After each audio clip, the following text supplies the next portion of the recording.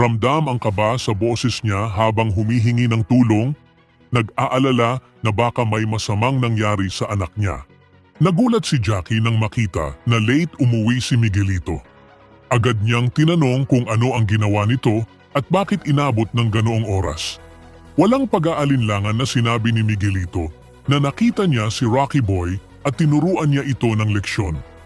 Kinabahan si Jackie at nagtanong kung ano ang ginawa niya. Pinaalam ni Miguelito na hindi niya ito pinatay. Tinuruan niya lang daw ng tamang leksyon dahil sa pambabastos nito. Sa hideout, nilapitan ng isa sa mga kasamahan ni Tanggol si Tanggol at sinabi nitong kinakabahan siya dahil hindi pa rin nagigising ang lalaking dinala nila. Agad na pumunta si Tanggol upang tingnan ang kondisyon nito. Pagkagising ng lalaki, bigla itong nakiusap at nagmamakaawang huwag siyang saktan. Sinabi naman ni Tanggol na hindi siya mananakit, kakampi siya at ligtas ang lalaki sa kanila. Pero nang makita ni Rocky Boy ang mukha ni Tanggol, biglang bumalik sa isip niya ang araw na binugbog siya nito noon at halos hindi na siya makagalaw. Hindi niya maiwasang mapuno ng galit. Tinanong ni Tanggol ang pangalan niya pero sa sobrang puot, hindi agad makasagot si Rocky Boy. Ilang sandali pa, sumagot na rin si Rocky Boy pero hindi ang totoong pangalan. Pinakilala niya ang sarili bilang Bernard Aguirre.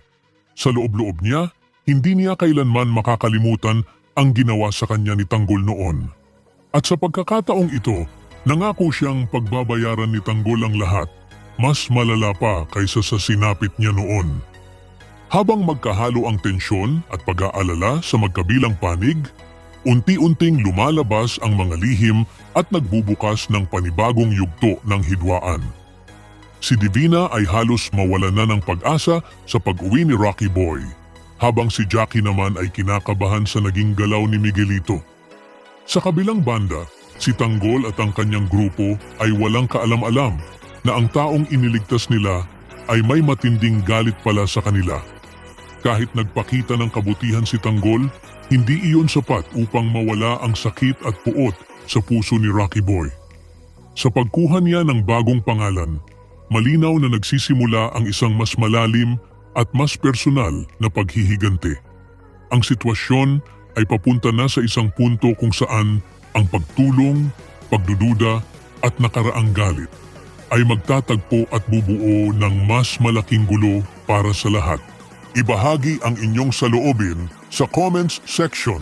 Huwag kalimutang mag-subscribe at i-click ang notification bell para hindi ninyo ma-miss ang susunod na kabanata ng Batang Quiapo. Maraming salamat sa panunood